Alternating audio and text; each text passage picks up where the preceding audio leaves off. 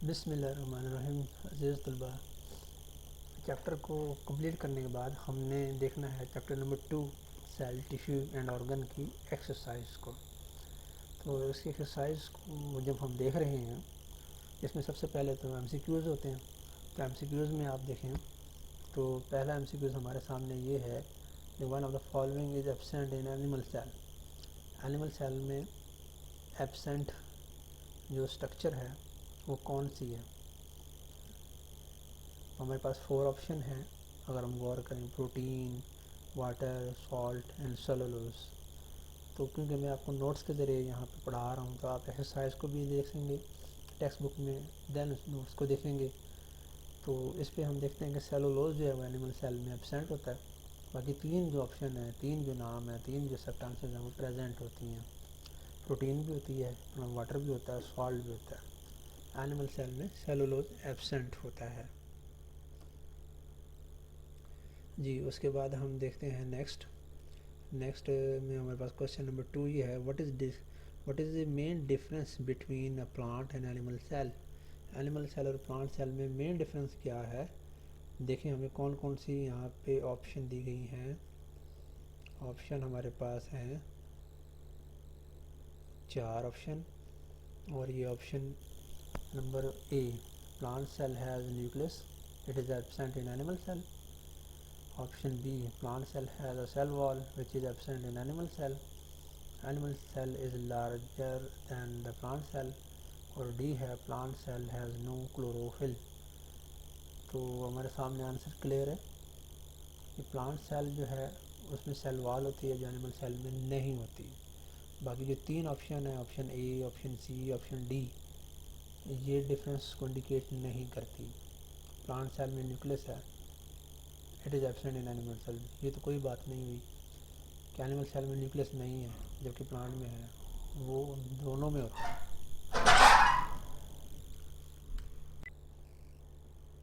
जी बेटा, तो हम ये डिस्कस कर रहे हैं कि ऑप्शन बी तो करेक्ट है, सी और डी क्यों फॉल्स हैं। Animal cell is larger than plant cell, ये भी कोई सही ऑप्शन नहीं है कि साइज़ की बुनियाद पे आप डिफरेंस करें। इसमें डी ये है कि plant cell has no chlorophyll, plant cell में क्लोरोफिल नहीं होता, उसमें तो होता है। तो लिहाजा हम मूव करते हैं क्वेश्चन नंबर 3 की तरफ। 3 का जो हमारे पास सामने स्टेटमेंट है वो स्टेटमेंट यूँ है कि all plant cell do not contain chloroplast, तमाम प्लांट सेल में क्लोरोप्लास्ट नहीं होता। तो वो कौन सा प्लांट सेल है जिसमें क्लोरोप्लास्ट नहीं होता। और ऑप्शन है रेड ब्लड सेल, ये तो प्लांट सेल नहीं है, ये तो एनिमल सेल है, सर्कुलेटरी सिस्टम का हिस्सा है। B leaf cell, leaf cell में क्लोरोफिल होते हैं इसलिए वो ग्रीन नज़र आते हैं, क्लोरोप्लास्ट है वहाँ पे। C root hair cell. और डी है नर्व सेल, नर्व सेल भी एनिमल सेल का हिस्सा है, एनिमल बॉडी का हिस्सा है। तो C option is correct, root hair cell वो प्लांट सेल है जिसमें क्लोरोप्लास्ट एब्सेंट नहीं होता। 4 पे जाएंगे, which of following is responsible for carrying the genetic information inside the nucleus. Nucleus में जो जेनेटिक इंफॉर्मेशन मौजूद है वो किस शक्ल में मौजूद है, कौन सी स्ट्रक्चर न्यूक्लियस में है जो जेनेटिक इंफॉर्मेशन अपने अंदर रखे हुए हैं। तो ऑप्शन पे गौर करते हैं। हमारे पास जो ऑप्शन आ रही है वो है यहाँ पर 4, number A chromosome, number 2, number B cell membrane, number C ribosome, number D vacuole. Vacuole तो साइटोप्लाज्म में होता है, न्यूक्लियस में नहीं होता। राइबोसोम भी साइटोप्लाज्म में है, सेल मेम्ब्रेन भी सेल की आउटरमोस्ट बाउंड्री बनाती है। तो वो स्ट्रक्चर जो न्यूक्लियस के अंदर है वो है क्रोमोसोम, इसमें जेनेटिक इंफॉर्मेशन होती हैं। तो that is the correct option, इसलिए इनको बोल्ड किया गया ताकि आप समझ जाएं सॉल्व फॉर्म में एमसीक्यूज़ को।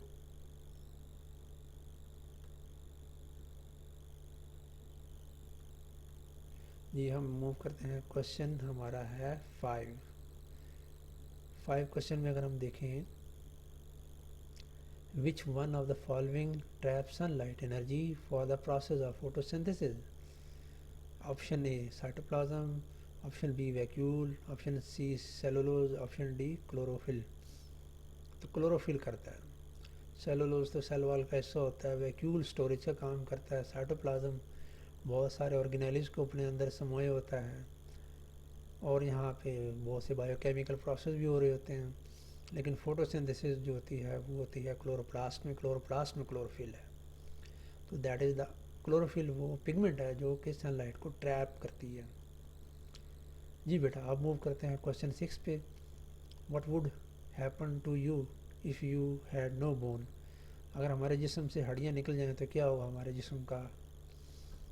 यकीनी तौर पे हमारे जिस्म की जो शेप है वो नहीं रहेगी, और हमारा जिस्म जो है ना बिल्कुल सिमट के एक बॉल की माने हो जाएगा, एक जो है ना वो इरेगुलर शेप में आ जाएगा।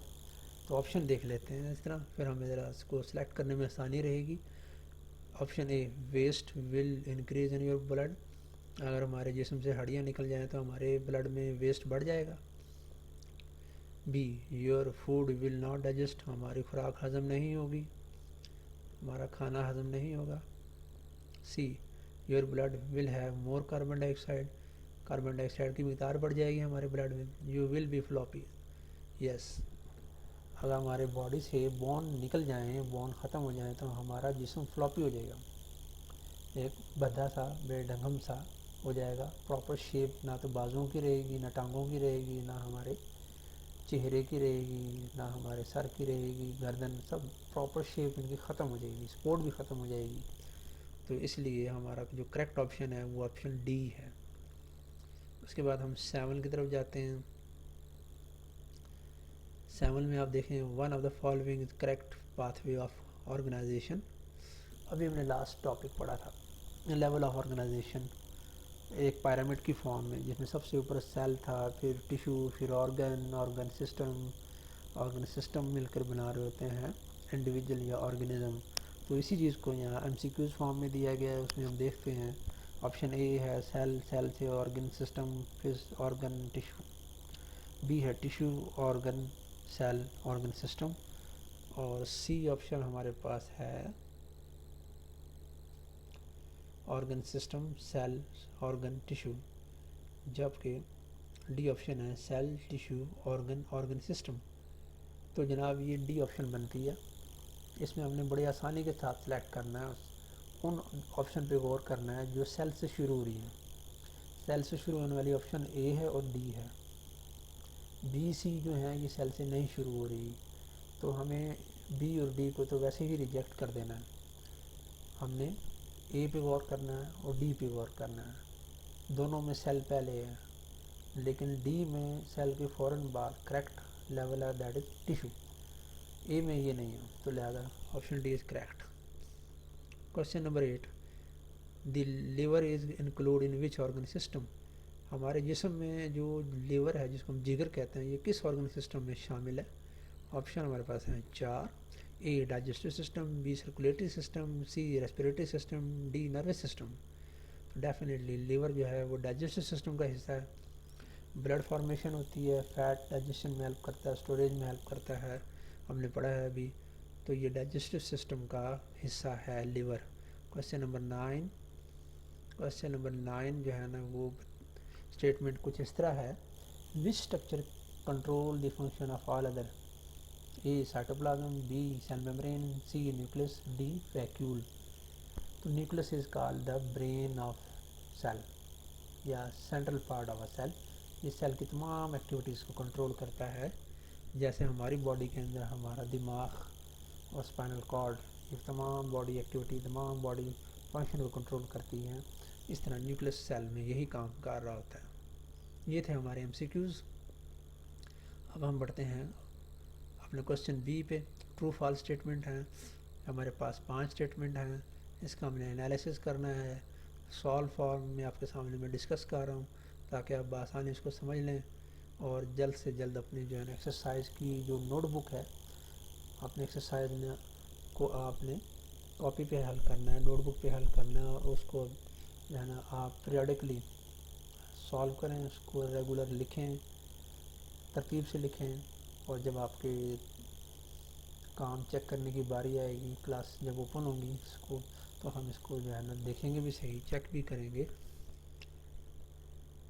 पहला स्टेटमेंट हमारे सामने है, leaves prepare food for plant and they are example of plant tissue. बज़ाहिर तो ठीक लगता है कि लीव जो हैं वो प्लांट के लिए फूड तैयार करते हैं, ये बात यहाँ तक ठीक है, और वो प्लांट टिश्यू की एग्ज़ाम्पल है। अब प्लांट टिश्यू की एग्ज़ाम्पल लीव नहीं है, बल्कि ये प्लांट ऑर्गन की एग्ज़ाम्पल है। तो टिश्यू की वजह से ये स्टेटमेंट गलत हो रहा है, तो हमने टिश्यू को सिर्फ यहाँ से क्या करना है, ख़त्म कर देना है और उसकी जगह ऑर्गन लिख देना है। जैसा कि आप देख रहे हैं ये ऑर्गन मैंने लिख दिया, यहाँ पे बोल्ड कर दिया कि असल में ये वजह थी जिसकी वजह से पूरा ये जो स्टेटमेंट है ये गलत हो रहा था, फॉल्स था। तो हमने इसको री राइट किया, करेक्ट किया। तो क्वेश्चन का स्टेटमेंट गलत है और हमने इसको री राइट करके ठीक कर दिया। क्वेश्चन 2 पे आते हैं। Statement number 2, mitochondria is the power house of cell energy. Mitochondria is the power house of energy and provide energy to cell. ये स्टेटमेंट ठीक है कि पावर हाउस हैं ये एनर्जी का, एनर्जी जनरेट करते हैं, सेल को एनर्जी देते हैं। Very good. 3 पे आ जाए। Tissue are group of organism with shared structure and function. तो एक लफ्ज़ की वजह से ये सारा स्टेटमेंट गलत हो रहा है, वो है ऑर्गेनिज्म। ऑर्गेनिज्म नहीं लिखेंगे, यहाँ पे हम क्या लिखेंगे कि tissue are group of similar cell. Similar का लफ्ज़ तो यहाँ नहीं है, लेकिन सेल हम लिखेंगे और ऑर्गेनिज्म का जो वर्ड है इसको काट देंगे, तो हमारा ये फॉल्स स्टेटमेंट ठीक हो जाएगा। तो ये स्टेटमेंट ठीक हो गया जी। ऑर्गेनिज्म को हमने डिलीट कर दिया, सेल लिख दिए यहाँ पे एज ए वर्ड, और फॉल्स स्टेटमेंट था ये री राइट होके करेक्ट हो गया। Question number 4, statement number 4, the control unit of cell is cell wall. ये क्वेश्चन नंबर 9 MCQ में हमने अभी डिस्कस किया है कि कंट्रोल यूनिट सेल का कौन होता है। सेल वॉल तो नहीं होती, इसलिए स्टेटमेंट फॉल्स है, वो होता है न्यूक्लियस। तो यहाँ पे हम सिर्फ न्यूक्लियस को लिखेंगे और सेल वॉल को काट देंगे, स्टेटमेंट ये भी ठीक हो जाएगा। अब हम लास्ट स्टेटमेंट की तरफ आते हैं। ट्रू फॉल में statement number 5, nervous system provide support and protection. Nervous system provide support and protection. तो स्टेटमेंट है जनाब फॉल्स। ये नर्वस सिस्टम का काम नहीं है कि सपोर्ट और प्रोटेक्शन प्रोवाइड करना, ये किसका काम है, स्केलेटल सिस्टम और मसल सिस्टम का काम है। तो हम स्केलेटल लिखने में बहुत है, नर्वस को काट देंगे, स्केलेटल लिखेंगे, बाकी स्टेटमेंट उसी तरह रहेगा, और इस तरह जनाब जो है ना ये फॉल्स स्टेटमेंट भी हो जाएगा करेक्ट। तो बेटा ये आज हमने डिस्कस किया इसमें एक्सरसाइज के पार्ट में MCQs को, और शॉर्ट स्टेटमेंट थे ट्रू फॉल फॉर्म में, इसको हमने डिस्कस किया। तो हमारे पास जो स्टेटमेंट थे वो थे 5, जिसमें से स्टेटमेंट नंबर 2 जो है वो ठीक था, और स्टेटमेंट नंबर 1, 3, 4 एंड 5 ये थे फॉल्स, इसको हमने रीराइट किया। तो नेक्स्ट लेक्चर जो होगा हमारा वो कंप्राइज करेगा शॉर्ट क्वेश्चन पे, लॉन्ग क्वेश्चन और कंस्ट्रक्टेड रिस्पॉन्स क्वेश्चन को हम डिस्कस करेंगे। तो आपसे मुलाकात होगी इंशाल्लाह नेक्स्ट लेक्चर में। आप अपना और अपने अहले खाना का ख्याल रखिएगा, और जो एक्सरसाइज की असाइनमेंट है, जो क्वेश्चन आंसर हैं, वो मैंने आपको नोट्स की फॉर्म में डिस्कस किए हैं, तो लिहाजा आपके लिए मुश्किल नहीं होगी। आप इसको इस तरह देखते हुए अपनी नोटबुक तैयार करें, डेट वाइज तैयार कर लें, और जब आपके जो है स्कूल कॉलेज खुल जाएंगे तो फिर आप अपने टीचर को चेक कराएंगे, ताकि आपका जो है ना सिस्टमेटिकली ये वर्क जो है homework as a class work की फॉर्म में भी होता रहे और आपको उसको भरपूर फ़ायदा पहुँचे। मुझे दीजिए इजाज़त। अल्लाह हाफ़िज़।